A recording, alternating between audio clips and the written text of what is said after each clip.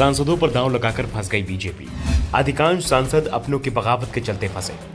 कार्यकर्ताओं के विरोध के चलते प्रचार तक नहीं कर पा रहे उम्मीदवार। बीजेपी ने राजस्थान में अपने 7 सांसदों को उतारकर जो माहौल तैयार करने की कोशिश की थी वो उल्टी पड़ती दिखाई दे रही है, क्योंकि सांसद चुनाव प्रचार ही नहीं कर पा रहे हैं। उनके खिलाफ कार्यकर्ताओं ने बगावत का बिगुल फूंक रखा है। 1 सप्ताह से ज्यादा का वक्त बीत चुका है, लेकिन बगावत थमती नहीं दिख रही है। बीजेपी 9 अक्टूबर को 41 उम्मीदवारों की सूची जारी की थी और इसके साथ ही करीब 1 दर्जन सीटों पर उम्मीदवारों का विरोध शुरू हो गया था।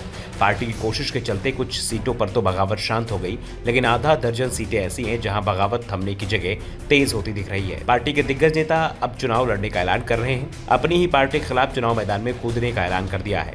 9 अक्टूबर से पहले जो नेता एक दूसरे से गले मिल रहे थे, आज आमने सामने खड़े हो गए हैं, एक दूसरे को ललकार रहे हैं। 10 दिन के अंदर ही पूरा का पूरा माहौल बदल चुका है। खासतौर पर बीजेपी ने जिन सांसदों को टिकट दिया है वो बगावत के चलते ज्यादा मुश्किल में दिखाई दे रहे हैं। इस समय राजस्थान में एक फोटो वायरल हो रहा है जो जयपुर ग्रामीण के सांसद राजवर्धन सिंह राठौर का है। इस फोटो में बीजेपी के नेता राजपाल भी दिखाई दे रहे हैं। राजपाल झोटावाड़ा सीट पर दावेदारी कर रहे थे, लेकिन टिकट राजवर्धन को मिल गया। इसके बाद तस्वीर पूरी तरह से बदल गई है। अब राजपाल खुलकर बीजेपी उम्मीदवार का विरोध कर रहे हैं। राजवर्धन जहां जा रहे हैं उन्हें काले झंडे दिखाए जा रहे हैं। झोटवाड़ा में राजवर्धन गो बैक के नारे गूंज रहे हैं। नारे लग रहे हैं, कर्नल कहना मान लो, बुरिया बिस्तर बांध दो। और इस विरोध प्रदर्शन के चलते राजवर्धन चुनाव प्रचार तक नहीं कर पा रहे हैं। यह हालात अकेले राजवर्धन का नहीं है, सांचौर से उम्मीदवार बने सांसद देवजी पटेल का भी है और शायद उन्हें तो राजवर्धन से ज्यादा विरोध का सामना करना पड़ रहा है। अभी 10 दिन पहले की बात है, सांचौर सीट पर दावेदारी जता रहे जीवा राम और दाना राम को देवजी पटेल एक साथ लेकर आए थे। दोनों के बीच सुलह कराई थी। वचन लिया था दोनों में से जिसे भी पार्टी टिकट देगी, ताकि लगातार 3 बार से हार इस सीट को इस बार बीजेपी जीत जाए।